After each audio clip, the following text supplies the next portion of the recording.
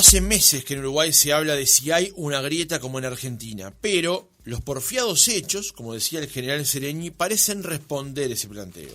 Para muestra algunos ejemplos, esta semana se presentó el libro El Horizonte, Conversaciones sin ruido, que juntó a los expresidentes Julio María Sanguinetti y José Mujica. Otro ejemplo fue la foto Contragrieta, cuando días pasados se presentó la publicación Richard Reed, Espalda con espalda, en la Feria del Libro, escrita por el periodista Leonardo Abercorn. Y en primera fila estaban el secretario de la Presidencia Álvaro Delgado, el ministro de Salud, Daniel Salinas, el presidente del PIT-CNT, Marcelo Abdala, el exministro de Economía, Fernando Lorenzo, y Yamandu Orsi, entre varias figuras políticas y empresariales. No concibo la política argentina de la grieta, enfatizó el histórico dirigente de la bebida, al tiempo que anunció que lanzará su propio grupo político de cara a las próximas elecciones de 2024 y ya está definido que apoyará a Yamandu Orsi. Reed plantea que hay que mirar al Uruguay de aquí al 2030, 2040 y 2050. ¿Por qué dar este paso a la política? ¿Quiénes lo acompañarán en esta aventura? Lo conversamos esta mañana con Richard Reed en nuestra entrevista central. Reed, ¿cómo le va? Buenos días, gracias por acompañarnos. Buen día, gracias por llamar. Reed, justamente tal vez la primera pregunta sea la obvia. Usted ha hecho política durante muchos años, siempre fue frente amplista, estuvo trabajando en el Sindicato de la Bebida y en el propio PIT-CNT. ¿Por qué dar este paso en la política electoral, en este caso, en este momento de su vida? Bueno, cualquier gremialista, tanto sea empresarial, sindical o social, su accionar es a partir de la política. Uh-huh. Una cosa es hacer política, lo otro es hacer política partidaria. Exacto. Yo me he caracterizado por hacer política. En el error o en el acierto, como todo ciudadano que reivindica cosas, ¿verdad? Entonces, por lo tanto, no me es ajeno los temas políticos. Eso no significa que sea ni el mejor ni el peor, solamente que no me es ajeno. ¿Por qué incursioné o pretendo incursionar en la política partidaria? Yo participé de política partidaria durante muchos años, en el PDP primero, acompañé un poco a Danilo Astori en el 2009, sin estar circunscrito a ningún grupo político de referencia a Danilo, pero mal o bien anduve siempre en la vuelta. El tema de ahora es que a un grupo de gente, votantes principalmente, votantes frente amplistas en mayoría, pero muchos votantes blancos y colorados, y en los últimos tiempos gente votante de Cabildo y también del Partido Independiente, se dio una instancia de empezar a conversar el Uruguay de aquí al 30, el Uruguay al 40, dentro de 10 años, 20 años, qué será de la política económica, qué será de la educación, qué será del empleo. Y eso fue un poco el motivo de conversación, con un punto en común, que la mayoría de la gente se siente como no identificada hoy tal cual con el partido político que votó en el 19. Y ahí generamos como un embrión, como una pequeña célula de conversaciones entre gente, vuelvo a repetir, muy plural y muy transversal, generando charlas temáticas. Y bueno, que este año dijimos, sí, a la mano que venimos, como se suma más gente, es probable que organicemos o formemos un espacio político. Y en eso estamos. ¿Ese sector o ese tipo de expresión es lo que le falta a la política o le falta el Frente Amplio? Y le falta también a la coalición de gobierno. A lo que está faltando en el país, desde mi punto de vista, con todo respeto hacia la clase política, es discusión política. Está faltando un debate de ideas. Está faltando una confrontación de propuestas. Lo que hay son agravios, descalificativos, quién grita más, insultos. Eso no es política. Eso es patoterismo de barricada. Me da la sensación de que está faltando lo otro. ¿Son todos los políticos? No son todos los políticos. No son todos los políticos. La inmensa mayoría de políticos estaba pensando en cosas para la gente. Pero bueno, lo que prima hoy en la opinión pública es el criterio, es la Amsterdam contra la Colombia. Entonces, por lo tanto, le falta a uno, le falta a dos, le falta la política. Ni a uno ni a otro, le faltan los dos. Uh-huh. ¿Usted va a hacer una expresión de la Olímpica entonces? De la Olímpica hacia la izquierda, hacia la Amsterdam. Yo soy frente amplista, votante frente amplista. Como votante blanco, como votante colorado, como votante... A ver, con todo respeto, yo soy un votante frente amplista toda mi vida. tengo mi cabeza en ese programa. Por lo tanto, acá no hay maquillaje ni ocultamiento de nada. Todos sabemos quiénes somos. El tema es no discutir sobre quién lo dice, sino discutir sobre qué se dice. ¿Lo van a acompañar también frente amplistas únicamente? No. A ver, entonces capaz que no se me escuchó al comienzo. Acá participa gente, votante del Frente Amplio, votante blanco, votantes colorado, votante de Cabildo y votante del Partido Independiente. Hay de todo gusto y color. ¿Y podría adelantar alguno de los nombres que van a conformar esta agrupación? No. Primero no puedo adelantar. Segundo, esto es un embrión. ¿Cuándo piensa hacer una presentación en sociedad de este nuevo grupo, digamos?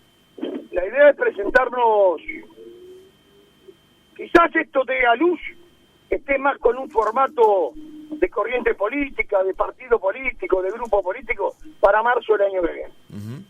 ¿Apoyando a Orsi necesariamente, Reed? No, eso no se sabe. Yo apoyo a Orsi. A mí me lo preguntan a mí, al Rita Reed, y Rita Reed dice, si yo hoy apoyaría a Orsi. ¿Por qué? ¿Por qué? Y porque me parece que de lo que hay, para mí, porque esto es un tema de elección, ¿verdad?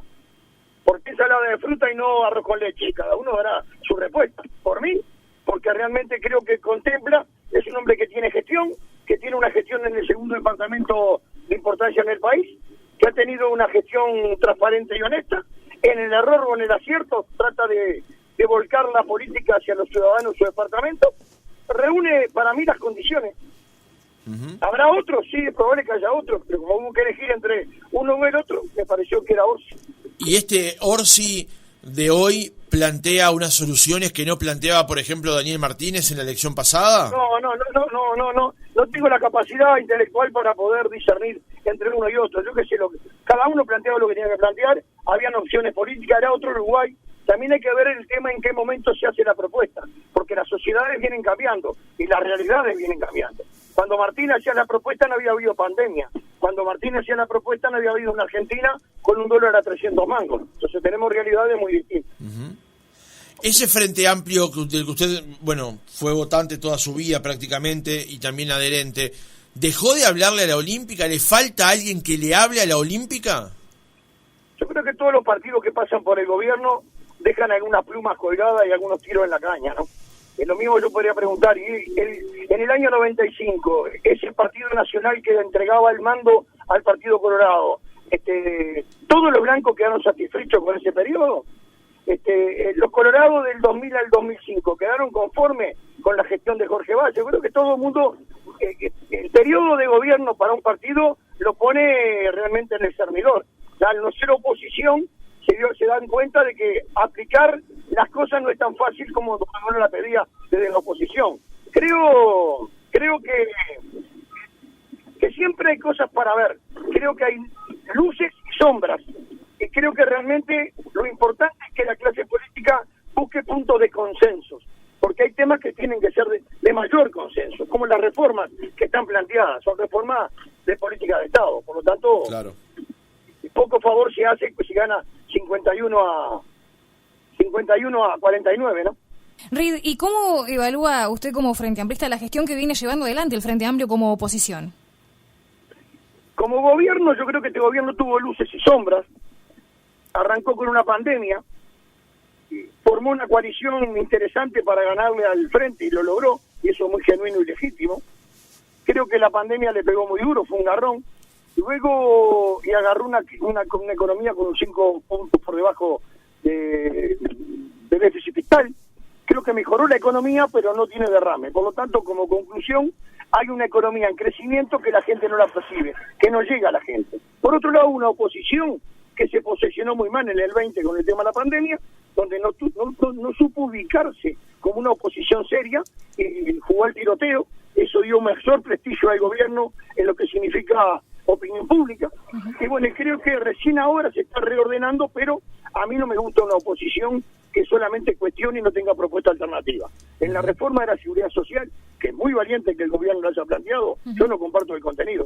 Bueno, entendí que la gente del frente tampoco comparte el contenido. Lo que se debería hacer es decir, hay una propuesta A del gobierno y hay una propuesta B de la oposición. Y la ciudadanía tener alcance a saber cuál es una y cuál es otra. Eso no está planteado el día de hoy. A mí me gustaría una oposición con plan B. Ahora le voy a preguntar sobre la reforma de la seguridad social y la educación, pero ese reordenamiento que usted advierte dentro del Frente Amplio, ¿llegó de la mano de, por ejemplo, Fernando Pereira en la presidencia? No tengo duda que ha influido bastante la presencia de Fernando. Tiene un perfil y una trayectoria de tender puentes histórica, por lo tanto, seguramente sí. Como también la de Pablo Iturralde reordenando el Partido Nacional. Me parece que son gente con una capacidad enorme de poder ayudar a juntar ideas dentro de una misma carpa. Para cerrar lo que tiene que ver con lo político electoral, Ridi, ahora pasando a la reforma, a la educación y también a lo que tiene que ver con su libro, con respecto al tema del sector, el movimiento que usted está creando, ese germen, digamos, que viene en crecimiento, ¿dónde se ve usted desde el punto de vista político? ¿Se ve en diputados, se ve en el Senado, se ve en un cargo en el Ejecutivo? ¿Dónde se advierte a usted mismo?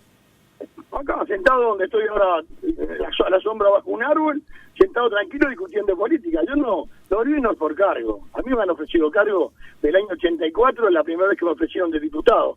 Me han ofrecido de senador, me han ofrecido cargo en el Ejecutivo. Nunca acepté. Lo mío no es por cargo. Primero porque no tengo capacidad para estar en esos lugares. Me reconozco mi poco nivel intelectual para poder estar ahí. No, pero en última instancia eso lo define la gente, ¿no? No, lo define quien quiere. Yo si no quiero estar, no voy a estar. No, ya sé, por supuesto, pero si usted se presenta, ¿quién define si va o no es la gente? Por eso, en definitiva, sí, pero cuando me propusieron, capaz que por razón de edad no lo conozcamos. Cuando me propusieron en el 84 yo podía haber salido porque esa lista que me propuso metió 2 diputados. Claro. En el 89 me propusieron diputados y esa lista sacó 3 diputados. En el 2009 me propusieron de senador y esa lista puso 3 senadores. Por lo tanto podía haber ido. Por lo tanto podía haber ido. Y cuando me ofrecieron un cargo ejecutivo me lo ofrecieron directamente a mí y no lo acepté tampoco. No es para mí. Yo soy muy de barrio, no es para mí. Me aburriría ya. Ahora, hay gente de mayor nivel y mayor capacidad para estar ahí. Es cierto que política se hace en todo en Espinel, pero también es cierto que se definen cosas en ciertos lugares. Estando fuera de esos lugares es difícil incidir de alguna manera. Y me refiero al Parlamento, a la Torre Ejecutiva, a las intendencias, ciertos organismos con poder de decisión sobre ciertos aspectos. ¿No se advierte allí para poder llevar ese discurso que usted plantea y poder tener efectos prácticos? No, tengo otra concepción. Veo la política desde otro ángulo. Yo creo que es importante la participación de la gente, porque si uno hace una síntesis de lo que usted dice, dejamos la política, la resuelven 5 tipos allá arriba. Yo creo en otra perspectiva de la política. Si usted hace una encuesta hoy en el Uruguay, seguramente el 2 o 3% de los uruguayos, y soy generoso, le dirán que conoce la propuesta de la reforma de la seguridad social, que la ha leído. Un 95, 96, 97% no tiene ni la más pálida idea. En algunos casos hablará del aumento de la edad jubilatoria, pero no conoce Ahora, una reforma de esas características, que es política de Estado, que el 95% de la ciudadanía no la conozca, me parece que eso es un flaco favor a la política. ¿Lo mismo pasa con la reforma educativa? Por supuesto. La gente está muy distante de la política. Me da la sensación de que hay mucha gente que ve a la política a años luz, porque de la política no cae ningún derrame a su mejor. No le cambia la calidad de vida. Hay gente que sigue en las mismas situaciones por generaciones. Y ahí aparece el descreimiento al sistema político, ¿no? El mentidero, las promesas incumplidas, etcétera. Cerrando ahora sí el capítulo que tiene que ver con la política partidaria, usted en su cuenta de Twitter habitualmente suelta conceptos, mensajes que tienen que ver muchas veces con cuestiones vinculadas a la educación. De hecho, el gremio de la bebida lleva adelante los centros social y educativos que son fuente de inspiración justamente de su pensamiento. Pero hace un tiempo usted también cambió uno de sus mensajes en su cuenta de Twitter y puso: una economía sustentable necesita empleo genuino. ¿Cuáles son los 5 o 6 temas que su movimiento, su sector o su perspectiva debería incluir la discusión política para analizar en Uruguay a 2030, 2040 o 2050? Hay 2 temas, debe haber varios seguramente, pero desde mi poca capacidad vislumbro 2 que son prioritarios. Uno es la reforma educativa, una reforma educativa real, macro, que tome todos los elementos y vuelque sobre la población una propuesta que haya un cambio sustancial en lo que significa la educación del país. Lo segundo, el empleo. donde el gobierno o los gobiernos deberían de definir cuál es la matriz productiva de nuestro país, hacia dónde va el empleo en Uruguay, va hacia la investigación, hacia la agroindustria, hacia la logística, hacia el software, hacia dónde va, cosa de poder darle un camino, una orientación a los miles y miles de jóvenes que están desorientados para dónde agarran su vida laboral. Por lo tanto, empleo y educación y empleo van de la mano y son, me parece que, dos elementos grandes a tomar como sociedad, como sistema, como ordenamiento político desde cualquier gobierno y cualquier sociedad. Después están los grandes temas que vienen postergados en el tiempo, porque uno hablar de la reforma educativa es flaco si no se le agrega a la reforma educativa una reforma en el tema cárceles. El tema cárceles es que todo el mundo mira para un costado y lo único que hace la sociedad es labrar cuando pasa algo en las cárceles.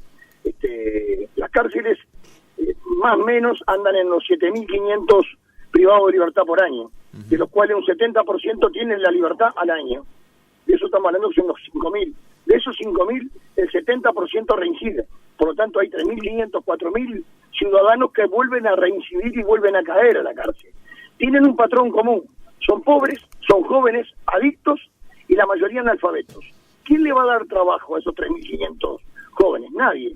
Entonces, ante la alternativa de que no tienen empleo, vuelven a delinquir. Por lo tanto, creo que tiene que haber una reforma de cárceles y dar una posibilidad de que las cárceles, no a todos, porque no todos va a querer, pero que la inmensa mayoría de estos muchachos que están presos, privados de libertad, muchos por droga, etcétera, etcétera, tengan la posibilidad de educarse, tengan la posibilidad de mano de obra, de aprender un oficio. Entonces, creo que ese tipo de reformas son las prioritarias para mí. El tema, usted dijo recién que la reforma educativa debe ser una reforma real. ¿Qué es lo que viene advirtiendo hasta ahora del proceso de reforma educativa que impulsa el gobierno? No, seguramente la respuesta la tienen ustedes, los periodistas, que están más informados que yo. Yo solamente soy un espectador. A mí me da la sensación de que hay buenas intenciones, pero que en la práctica no le mueve la aguja al reloj, porque es imposible creer que hay una reforma educativa cuando hace unos meses en el presupuesto el propio gobierno quita presupuesto a la enseñanza. Hacer una reforma educativa con menos dinero del que se tenía, ni Harry Potter organiza eso. Lo segundo, estamos a 2 años de finalizar el gobierno. La aplicación es imposible. Que haya buenas intenciones es probable. Ahora, lo que faltó en ambas propuestas de reforma, que vuelvo a repetir, es muy valiente el gobierno en plantearla, es muy valiente este gobierno que planteó 2 de las grandes reformas. Otros podían haberlo hecho y no lo hicieron. Yo estoy de acuerdo con los contenidos. Ni el contenido ni la forma. La forma tenía que haber sido una mayor amplitud a la negociación, al diálogo, al intercambio de opiniones. No decir, bueno, yo escucho, pero hago lo que quiero. Acá lo que faltó fue más diálogo y más participación de la ciudadanía organizada. Ahora, usted, por ejemplo, estuvo acercándose a la reforma de alguna manera, a la reforma educativa. ¿No fueron tenidos en cuenta sus comentarios? No.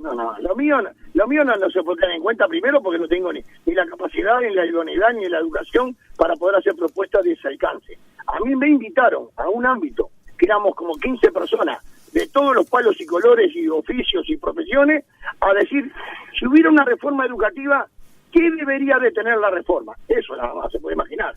Yo lo que dije fue, hay que tener en cuenta que hay chiquilines de contexto crítico que necesitarían tener más tiempo de horas de clase.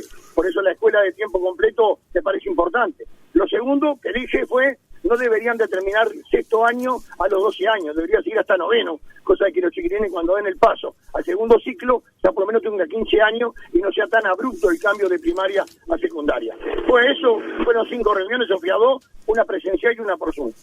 La pregunta apuntaba a lo siguiente, usted dice que faltó diálogo, faltó debate con respecto a la reforma educativa. Claro, faltó diálogo y debate, claro. Y eso no se toma como parte del diálogo y del debate, digo, porque los gremios plantean lo mismo y a veces parece que es... ¿Usted cree realmente que una reforma educativa pasa por 2 reuniones de 1 hora para escuchar a 15 personas? Realmente estamos distantes de lo que creemos debe de ser un ámbito de negociación. Desde ya que no me refiero a eso, a lo que me refiero es a todo el debate que hubo, por ejemplo... Que el temario sea abordado en tiempo y forma y que haya orejas paradas, que no tiene por qué compartirse, pero por lo menos que es intercambio de opiniones. Y tienen que llamar a la gente realmente idónea en el tema, a la gente del sistema educativo, a la gente de los sindicatos, a la gente de la educación, a la gente, gente con capacidad, gente de 2021 había, también estaba Renato Ferti y algunos más. Esos son los que realmente deberían de fomentar el debate y tener realmente sobre la mesa propuestas, no un Richard Reed, laburante de una fábrica,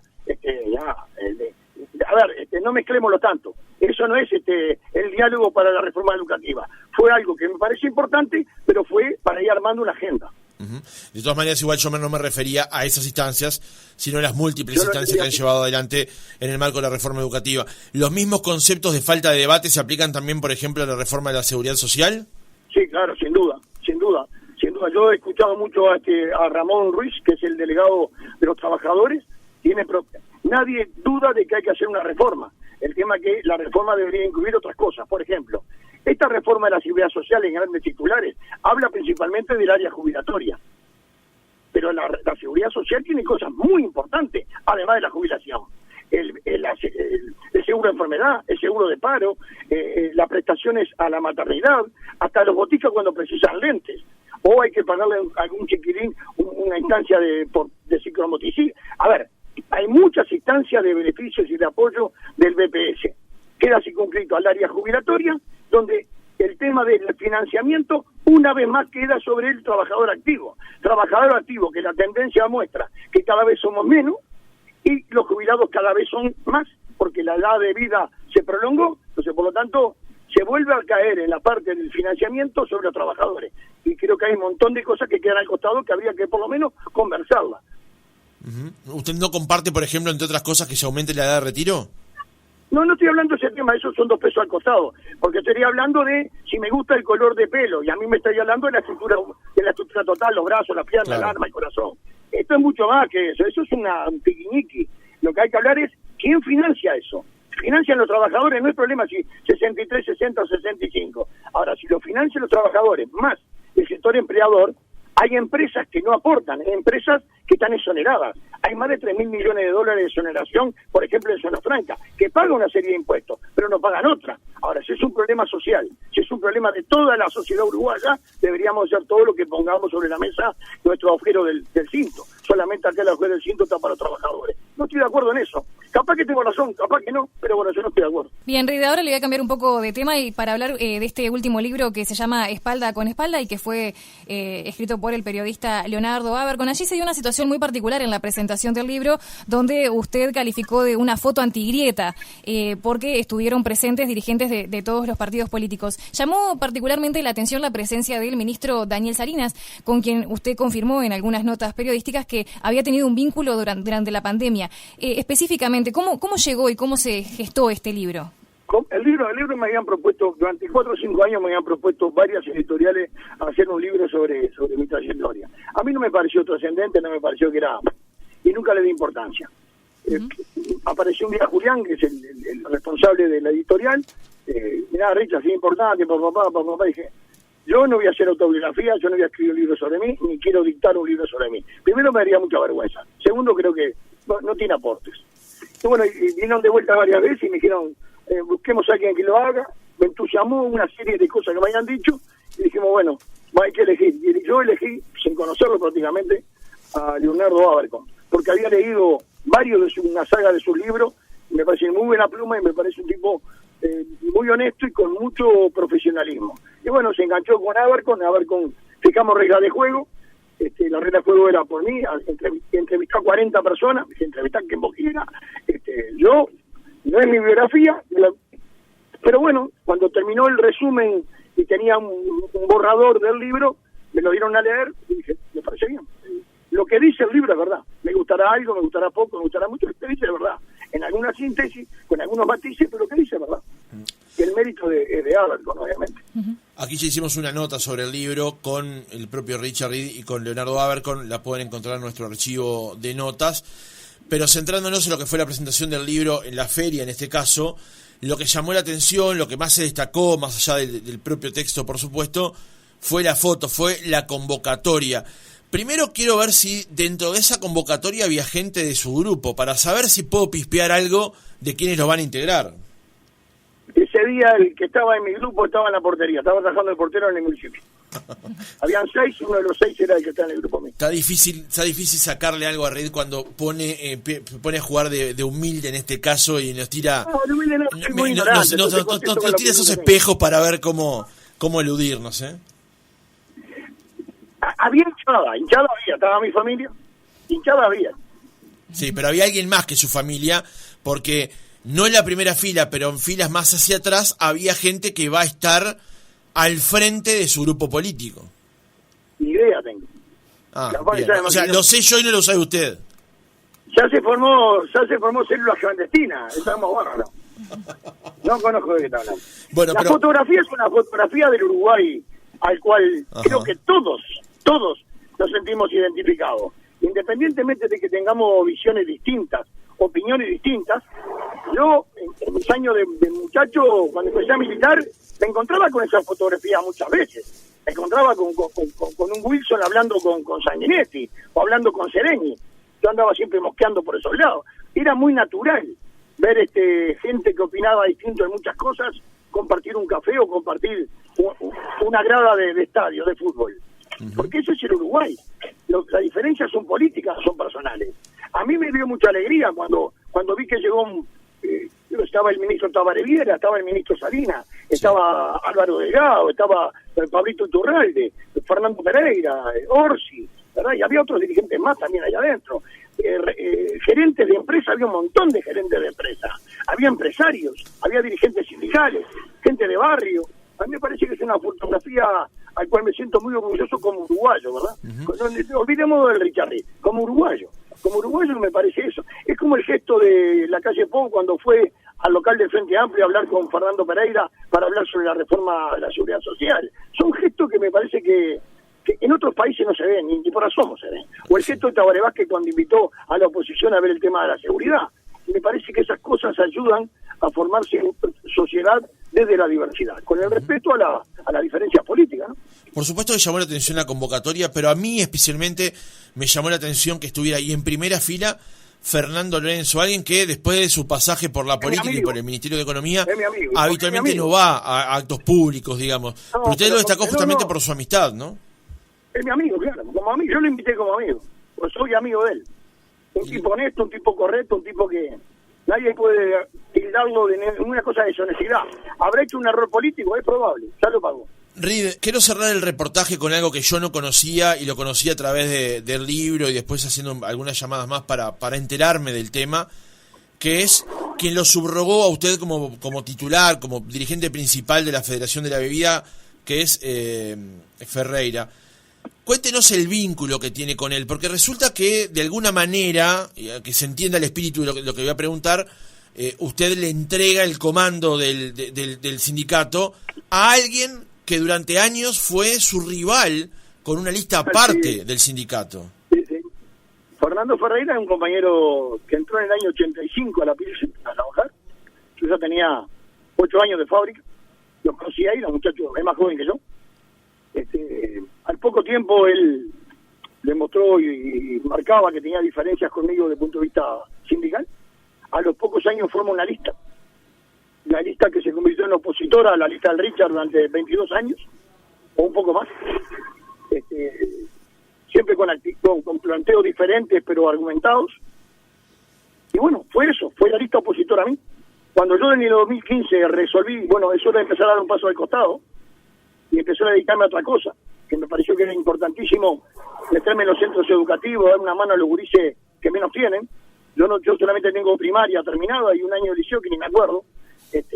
Por lo tanto, entiendo que la educación hay que fomentarla, hay que darle para adelante, y que yo me voy a dedicar a esto. Pero hay que poner a alguien que... Y la opción que yo hice fue por él. Porque si bien teníamos diferencias, y hasta el día de hoy tenemos algunos matices en la concepción sindical, tenía algunas cuestiones que para mí son fundamentales. Un hombre honesto, íntegramente honesto, trabajador, cumplidor, y de una ética fantástica. Entonces, por lo tanto, las diferencias conjunturales o conceptuales son puntuales. Me pareció que era más importante lo otro a tener coincidencia desde el punto de vista político o sindical. Y bueno, quedó él, y hasta el día de hoy es presidente de la Federación, es presidente del sindicato de Pilsen, yo soy un presidente honorario, llamémosle, estoy en la directiva, pero muy periférico, porque cuando uno da el paso costado, que hablo de verdad, y bueno, y comparto y acompaño, y tengo la suerte de tener toda la semana una reunión con él un rato de mañana para intercambiar sobre los centros educativos, y darme cuenta de la federación, y yo piqueo algo. Es una relación muy fraterna, muy respetuosa, sabiendo que tenemos diferencias, pero no importa eso. Una última pregunta, Reid, para cerrar la entrevista. ¿Lo sigue representando aquel discurso del 1 de mayo en el PIT-CNT, en el que usted se oponía a aquellos que faltaban los viernes o los lunes, y a los juntavotos y al lumperío, como dijo en el estrado? ¿A usted lo representó ese discurso? A mí sí, le pregunto a usted, si hoy lo sigue representando. Estoy de ida y vuelta, ¿verdad? Estoy de ida y vuelta. Usted me preguntó, yo puedo también preguntarle. ¿A usted lo representó? A mí también me representó. Si le digo que después de 10 años, ¿cómo estoy parado? Me representa mucho más. Porque ese diagnóstico del 2013 no solamente sigue presente, se agudizó. Richard Reid, histórico dirigente del Sindicato de la Bebida, también del PIT-CNT. Gracias por habernos acompañado otra mañana. Dale, gracias a ustedes y estuvo impecable la entrevista. Hasta luego.